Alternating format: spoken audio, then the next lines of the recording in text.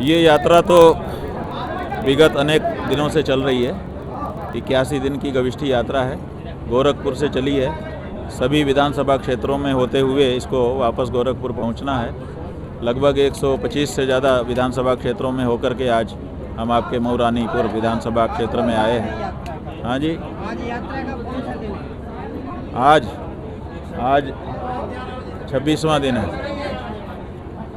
3 मई को हम निकले हैं, आज 28 है, 26वां दिन है। क्या लग रहा है आपको कि गौरक्षा धर्म युद्ध यात्रा जो आपने शुरू की है, क्या भाजपा सरकार में गायों की रक्षा नहीं की जा रही है? ऐसा है कि भाजपा की सरकार में जो फाइल है ना, उसको आप अगर पलटेंगे तो गाय बहुत सुख से है। उसके लिए खूब बजट निकाला गया है, खूब आवंटन हुआ है, खूब सब हो रहा है। लेकिन जब आप ग्राउंड पे जाते हो तो स्थिति बिल्कुल विपरीत है। जो गायों के बारे में वक्तव्य है हमारे प्रदेश के मुख्यमंत्री का कि हमारे राज्य में गायों को कोई खरोंच भी नहीं मार सकता। सच बात यह है कि हर जिले में हर रोज़ गाय कट रही है और गौ हत्यारे अगर पकड़ भी लिए जाते हैं तो 2 घंटे में थाने से छूट जा रहे हैं। ये सच्चाई है। और साथ ही साथ वो कह रहे हैं कि 12 लाख गायों के लिए हमने गौ आश्रय स्थल बना दिए हैं, 2000 करोड़ का बजट हमने निकाल दिया है। लेकिन आप गौ आश्रय स्थलों में अगर चले जाएं तो आप पाएंगे कि वहाँ भूसा, पानी, दवा कुछ भी नहीं है।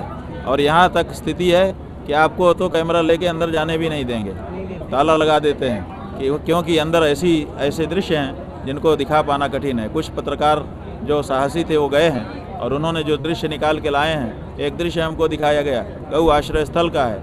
उस दृश्य में गाय जो है वो जी रही है और कुत्ते उसका मांस नोच करके खा रहे हैं। एक दूसरा दृश्य दिखाया कि गाय जो है वो कान हिला रही है और उसके कान के पास ही कौआ बैठा है और उसकी आंखें खोद खोद करके खा रहा है। आप समझिए ये कैसे दृश्य हैं। क्या ये गौ आश्रय स्थल के दृश्य हो सकते हैं?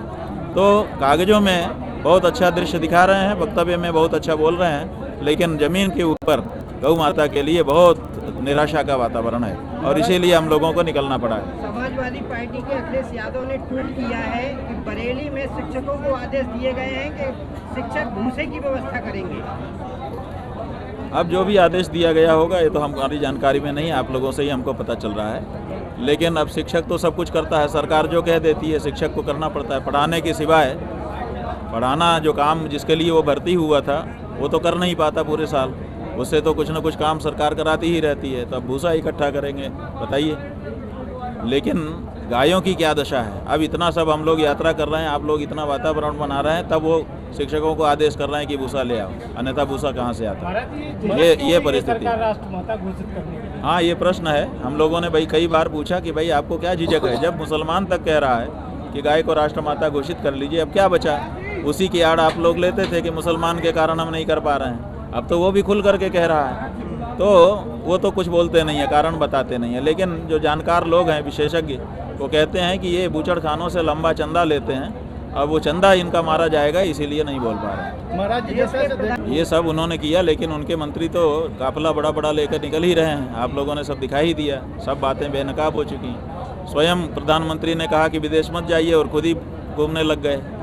उनको भी नहीं जाना चाहिए था कुछ दिन कि भाई चलो हमने कहा है तो हम भी रुक जाएं, वो भी नहीं रुक पाए। और इसी तरह से बाकी चीज़ों के बारे में आप जो है डीजल पेट्रोल की खपत किसने बढ़ाई?